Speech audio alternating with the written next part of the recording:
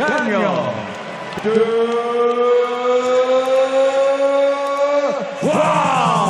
Fabio Wardley. Make sure y'all stay on point with the Puncher's Point.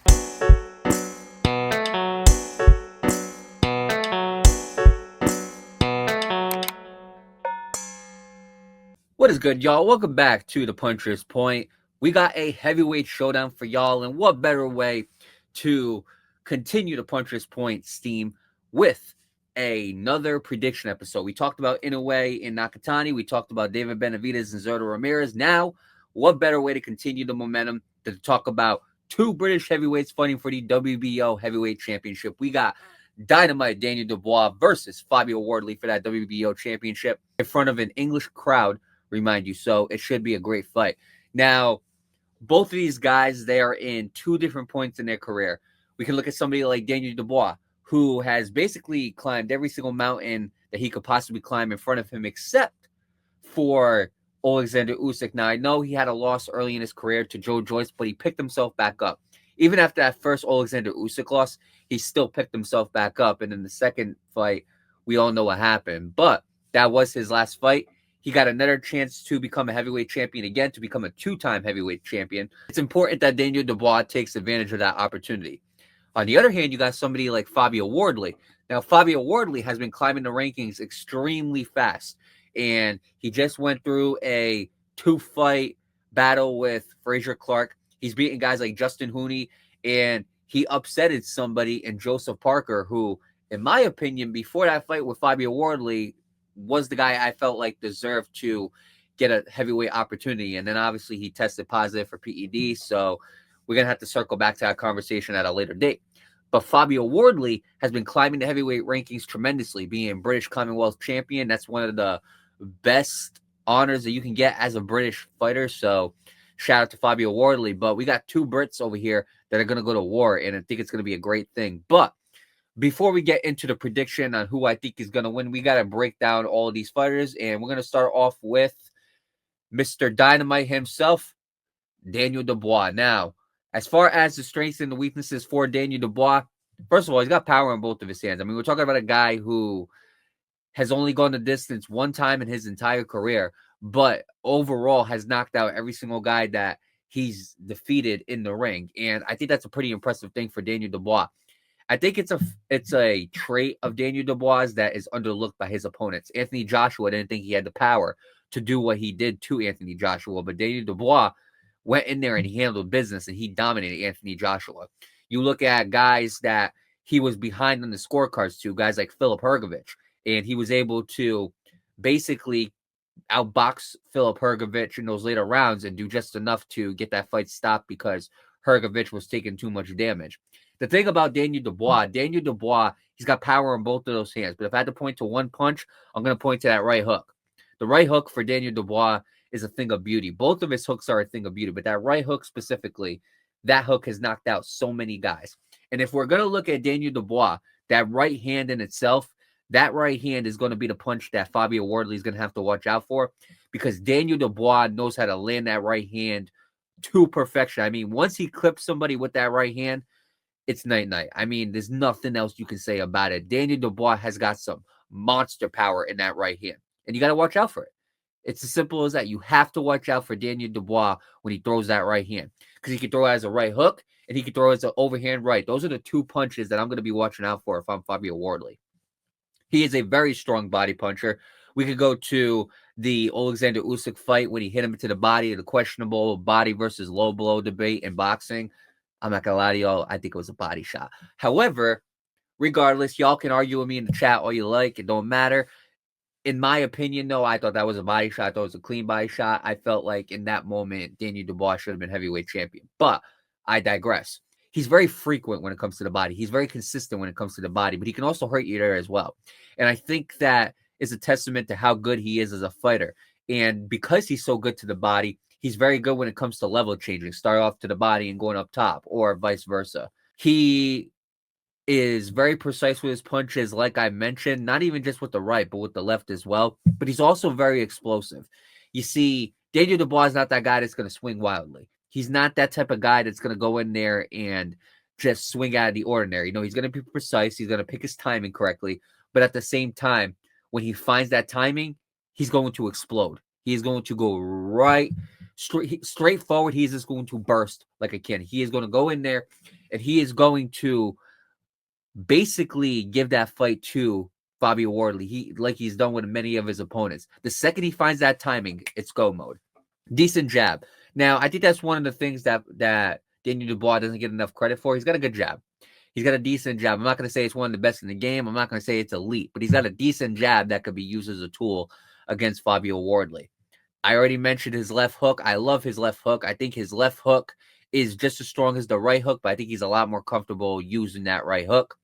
He's got some underrated hand speed. Now, I'm not going to say it's like David Benavidez hand speed. I'm not going to say it's Tyson Fury hand speed. And we're going to talk about that later on in the episode. However, Daniel Dubois has got some decent hand speed that not many people take into consideration. Because the timing is so good, we don't give him enough credit on the hand speed that he has. He's a very patient fighter. He's got that Mike Tyson kind of peekaboo style, not at the same level or same eliteness as Mike Tyson, but he's very good at basically just switching from high to low, bending his knees, basically not staying in one place and constantly trying to level change on his opponents. He's very good with that peekaboo style, but at the same time, he's very good at weaving as well with the style that he has. You see, I wouldn't say that Daniel Dubois can dodge and elude punches side to side, but up and down, he's got it, in my opinion. And I think a lot of the times when you watch Daniel Dubois and you watch the counters that he throws, it's because he'll end up ducking a punch that is going to go over his head, and he'll come back up and he'll end up just landing that knockout punch. And I think that's what's very good about Daniel Dubois is he's able to use his style in a way where it could confuse opponents. So as far as the major strengths for Daniel Dubois, great power in both of his hands, underrated hand speed, underrated abilities at that. But at the same time, you also got to think he's got some decent defense as well. He is very precise. He's very patient. Even though he's explosive, he knows when to pick his times. Now, as far as the weaknesses for Daniel Dubois, he has lost 3 times, all 3 times to knockout. Twice to Alexander Usyk, once to Joe Joyce. And we're going to talk about that. The biggest weakness for Daniel Dubois is that jab. He gets hit with that jab way too often. And most of the times when he gets hit with that jab, it ends up affecting him in some way. And what I noticed is when he gets hit with that jab, eventually throughout the fight, if he keeps getting hit with that type of punch, if he keeps getting figured out, you'll start to see him slowly start to crumble throughout the rounds. And in my opinion, it all starts off with the jab. Once that jab really starts landing, it really becomes frustrating for Daniel Dubois. You can look at the Joe Joyce fight. You can look at the Usyk fight before Usyk knocked him out. If that jab is clicking on all cylinders for Fabio Wardley, it's going to be a very long night for Daniel Dubois. The follow-up left. If I had to point to a punch that I would consider a weakness for Daniel Dubois, with him being clipped, I'm going to say it's the follow-up left. A lot of those guys, once they really start clicking with that jab, the follow-up left comes along, and then they'll throw a 2-3 punch combination back out the way, and Daniel Dubois will start getting frustrated. The other weakness for Daniel Dubois is he struggles with outside fighters. Now, outside fighters have his number. Guys like Usyk, guys like Joe Joyce who are able to box on the outside. Even Filip Hrgovic was able to have a lot of success on the outside as well. Daniel Dubois, he can box. And don't get me wrong, he has had success on the outside, but he uses the outside to get to the inside. A lot of these guys that just know how to box outside, sticking with that jab, use that type of foot movement, those are the guys that Daniel Dubois has a lot of trouble with. And if you go back and you watch Anthony Joshua, what cost Anthony Joshua that fight is Anthony Joshua was on the inside with Daniel Dubois. He was giving Daniel Dubois those looks to go and land those counters, to go and land those heavy punches. But somebody like Alexander Usyk, he was able to take advantage of Daniel Dubois twice by boxing onto the outside, by sticking him with that jab. Guys like Joe Joyce was just going to let his jab do all the talking. He didn't throw anything. Joe Joyce didn't throw anything crazy. He just kept sticking him with that jab, and Daniel Dubois crumbled with it. So a lot of these guys that can fight onto the outside that won't give Daniel Dubois those types of looks, that won't give him the inside range that he needs to land some of those punches up top or to land to the body, those are the guys that are going to really, really get Daniel Dubois annoyed. Straights, I think straights are a big weakness for Daniel Dubois. The other thing, too, is Daniel Dubois has a wide stance and he has a wide guard. The problem with that is those straights, they come pretty easily. If you have a wide guard, if your torso is fully facing me and you're like this, that straight is right there. And a lot of guys have been able to use that straight against Daniel Dubois and get a lot of success off of it as well. And it's because Daniel Dubois has a wide guard and he has a wide stance as well. So I will say those three weaknesses go hand in hand. He lacks lateral movement. Now, I'm not going to say Daniel Dubois doesn't have footwork, but what I'm going to say is he lacks that lateral movement. You know, he doesn't move his head side to side too much, and he doesn't move side to side in the ring that much either. Daniel Dubois is not that type of guy that's going to cut angles. Daniel Dubois, I think he can fight off of his front foot, a little bit off the back foot maybe, but that lateral movement is definitely a weakness for Daniel Dubois. So, there's a lot of strengths and weaknesses when it comes to Daniel Dubois. He's got a lot of fundamentals. He is an underrated boxer, and I think that he's great on the inside. However, on the outside, it's a different story. I don't think Daniel Dubois is going to do too well against Fabio Wardley if he tries to fight him onto the outside, or if he can't make it to the inside. I think that's a Fabio Wardley fight. But what I will say about Daniel Dubois, he's got the power to upset Fabio Wardley. He's got the inside attacks to upset Fabio Wardley. He's got the experience, and he's got the underrated abilities that Fabio Wardley is going to have to watch out for. Now, speaking of Fabio Wardley, we go to his breakdown. What are the strengths and the weaknesses for Fabio Wardley? Slick boxer, absolutely slick. Fabio Wardley is a very good defensive heavyweight fighter. I can make an argument he's better than Tyson Fury defensively. Fabio Wardley is a very slick heavyweight. That guy just knows how to avoid, elude punches. That is the biggest strength for Fabio Wardley. Fabio Wardley's defense is pretty elite for a heavyweight fighter. This guy will go in, start doing some shoulder rolls. This guy will elude punches, use footwork, use head movement. Fabio Wardley will use all of those abilities. And then on top of that, he's a knockout artist. So how are you going to beat a guy who is so defensively sound, but at the same time has the power of somebody like a Daniel Dubois? I mean, the guy's 20-0 and 19 knockouts. If y'all want to know how strong this guy is, go watch that fight with Frazier Clark. Go look at Frazier Clark's jaw after that second fight. Fabio Wardley is a bad dude, and his defense is absolutely beautiful. The other strengths when it comes to Fabio Wardley is he's very good at using his movement, but if I had to point to a punch, I'm going to say it's the right uppercut. The right uppercut to me is one of my favorite punches by Fabio Wardley, and he knows when to throw it as well. Fabio Wardley knows when to throw that right uppercut, and he knows how to throw it, especially when guys are trying to get to the inside on him. He'll just throw that right uppercut, or sometimes he'll end up getting the momentum. He'll start controlling the pace, and then he'll throw that right uppercut at will. Fabio Wardley is very good at fighting onto the outside, and a big reason why is because of that jab. That jab is very, very sticky, and I feel like Fabio Wardley does a great job of just sticking that jab consistently throughout the entire fight. He's got very quick feet. I mean, that guy, he could go right into the pocket with you, throw a 2-3 punch combination and slip right out. His footwork is elite, and again, he will go in there and he will make it an elusive fight, and he's going to force you to chase him the entire way. He's a good body puncher as well. Just like Daniel Dubois, he's very frequent when it comes to the body. He's very consistent when it comes to the body as well. He's a good body puncher. He can hurt you to the body as well. I've seen him do that before. But I will say Fabio Wardley is a pretty good defensive fighter. He's a pretty good defensive fighter, but he's a pretty good body puncher as well. The lead left hook. In my opinion, I really love the way he throws that lead left hook. My favorite punch from him is the right uppercut, but I love the way he throws that lead left hook. I love how when he throws that lead left hook, he'll throw it and he'll disguise it as a jab. He's very good at feints and level changes, just like Daniel Dubois. These guys got some pretty similar strengths. They use them in different ways, but they got some similar strengths. Even though they're both very good body punchers, even though they're both very good at level changings, they both got a good jab. Fabio Wardley is going to box you onto the outside. He's going to use those strengths on the outside, and he's going to wait for you to fall into his trap, and then he's going to start throwing those hooks and uppercuts. Daniel Dubois, he's going to be very patient, and he's going to wait for you to show him those openings, and then he's going to throw them onto the inside. So that is the difference between both of these guys.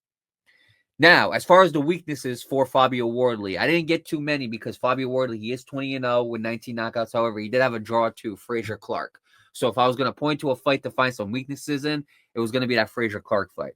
But one of the very key weaknesses I've seen in all of his fights is sometimes Fabio Wardley, he ducks his head too low. And that's what I noticed about a lot of these pure fighters. A lot of these pure fighters, when they go to the body, they duck their head too low. You look at guys like Earl Spence. Earl Spence got knocked out that way. And that was a weakness that was carrying for Earl Spence even into the Crawford fight.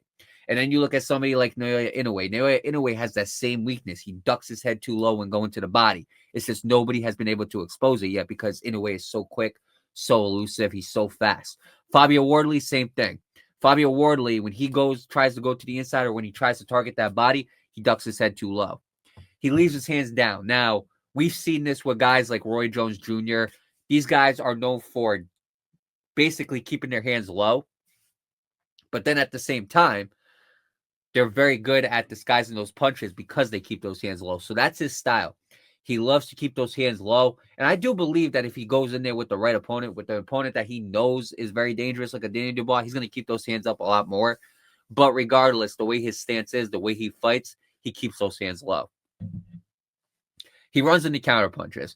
That's the thing about Fabio Wardley. Fabio Wardley, even though he is patient, even though he is precise, sometimes you see him boxing, sometimes you see him getting a little bit frustrated onto the outside and he'll try to slip his way onto the inside. And then that's when he'll start running into some counters. I think he's got to watch out with that when it comes to Daniel Dubois because Daniel Dubois is very good at not only counter punching, but also setting up traps. And then last but not least, sometimes his swings are too wide. That's one of the things about Fabio Wardley. And in some moments it works. But in other instances, it's a problem because your swings are so wide that you're leaving your body open, you're leaving your chin up. And sometimes wide swings, they could be a great thing because you can catch opponents out of range. But at the same time, it could also be a very dangerous thing because you're also dropping your guard and you're leaving yourself open. So those are the strengths and weaknesses for Fabio Wardley. Fabio Wardley, an incredible boxer. He's got the slickness, the head movement, the elusiveness, the power, the counterpunching. He's got the patience, the precision, all those great things. However, there still are some tiny weaknesses that nobody has been really able to take advantage of yet. And I think that, again, if he makes some of those weaknesses and Daniel Dubois capitalizes, I truly think it might be a quick night for Fabio Wardley. So those would be my strengths and weaknesses for Fabio Wardley. Now, we go to the keys to victory. What are the keys to victory for Daniel Dubois? Well, if I had to point to 3 keys to victory for Daniel Dubois, set up traps. You're going to have to do it. Again, he's going to fall into those counters, set up the traps, just like you did with Anthony Joshua. Okay? Force him to have a look. Force him to think that he has a look. And when he throws the exchange that you want him to throw, you clip him one of those counter punches. Attack the head when he lowers it. Again, that's going to be available. He's going to lower his head when he tries to go to your body. I think that Daniel Dubois is going to have to take advantage of those moments, throw some uppercuts, maybe throw some hooks down low. I think that he's going to have to take advantage for when Fabio Wardley ducks his head low. And I think if he can do that, you can get a nice little flash knockdown. Last but not least, slip to the inside when he throws wild hooks. He's going to throw his wild hooks. And when he throws those wild hooks, the body's going to be right there for the taking, which is a great counter. But at the same time, when he throws those wild hooks, he's not going to have a recovery process for his chin as well. So right there, when he throws those wild hooks, that might be the most important key. When he throws those wild hooks, you're going to have 2 openings, and Daniel Dubois could pick which one he wants. Now, we go to the keys to victory for Fabio Wardley. What are the keys to victory? Well, first key to victory I have for Fabio Wardley is stick the jab and follow with the straight. Again, mostly stick that jab. I'm going to emphasize that part. Stick the jab on Daniel Dubois. Daniel Dubois has always had the problem with defending the jab. If you can stick that jab and then as the rounds progress, you start landing some straights and you start landing some follow-ups, I really do think that Daniel Dubois is going to be in here for a long night and it's going to be a long, painful night. Use the lead left hook. I don't think he's going to expect that coming. So use that lead left hook the way you have in recent memory. Use that lead left hook. It doesn't always have to be a jab. If you can establish that jab, that lead left hook is going to find a lot more success because he's going to have to guess which punch you're throwing. So I will say start it off with the jab, get that jab established, have some follow-ups with that jab, and then right when you start feeling comfortable, start throwing that lead left hook. And then last but not least, stay in the outside and use footwork. I don't want to see Fabio Wardley on the inside with Daniel Dubois because I like Daniel Dubois' chances in those inside exchanges. Daniel Dubois, when you go to the inside with him, you give him opportunity to beat you, knock you out, hurt you, do all those types of things. So I think Fabio Wardley in this fight, he needs to outbox him. And those would be my 3 keys to victory for Fabio Wardley. Now, the fun part. We go to the betting odds. Now, the betting odds for this fight is Fabio Wardley is the favorite at minus 120, while Daniel Dubois is the underdog at plus 102. So very slight odds here. These odds are presented by FanDuel. They are subjected to change as we progress on and as the fight gets closer. Now, what is my final prediction? Who do I got winning? Well, here's how I can see it happening. Look, I think both of them are going to go into this fight. I think the first 2 rounds are going to kind of be a feeling out process. I think Fabio Wardley is really going to establish that jab on Daniel Dubois because in all of his fights from the Joe Joyce fight all the way to this fight, he hasn't shown that he could defend that jab. So I think that Fabio Wardley is going to establish that jab. He's going to throw some follow-ups with that jab. I think that Fabio Wardley, because of inexperience, because he doesn't have that same experience, the same resume, the same pedigree as Daniel Dubois, I think he's going to make a mistake in one of the middle rounds. I think Daniel Dubois is going to knock him down. I think he'll get back up, and I think he's going to go in there. I think he's going to outbox Daniel Dubois, and I think he's going to win in the later rounds. I got Fabio Wardley by 9th round TKO. I think he's going to keep sticking that jab. He's going to come with the follow-ups, and I think what's going to happen is I think it's either going to be a doctor stoppage, kind of similar to Joe Joyce, or I think that the ref is going to see enough and he's going to stop the fight. But I got Fabio Wardley by 9th round TKO. I think it's going to be a tough fight for him. I think that he's going to get knocked down. I think he's going to get back up, but I think he's going to control most of the fight. I think it's going to be a little bit too much for Daniel Dubois. I could see a knockdown before that stoppage of the fight, but either way, I got Fabio Wardley by 9th round TKO. And we're going to have to see. It's going to be taking place in Manchester, England. So an English crowd is going to be seeing 2 heavyweight fighters battle for that WBO championship and 2 British heavyweights. That's why I call it the Battle of the Brits. And so we wrap up. Make sure y'all continue to tune into the Puncher's Point. Make sure y'all tune into the post-fight episode after this fight is all over. Make sure y'all continue to tune into the previous episode from the Puncher's Point. We filmed Naoya Inoue defeating Junto Nakatani and David Benavidez defeating Zotto Ramirez. So those are 2 great episodes. Make sure y'all definitely go check them out. Make sure y'all continue to follow the social medias, the podcast platforms. Again, like, comment, share, follow, subscribe, do all those great things. And last but not least, make sure y'all continue to stay on point with the Puncher's Point.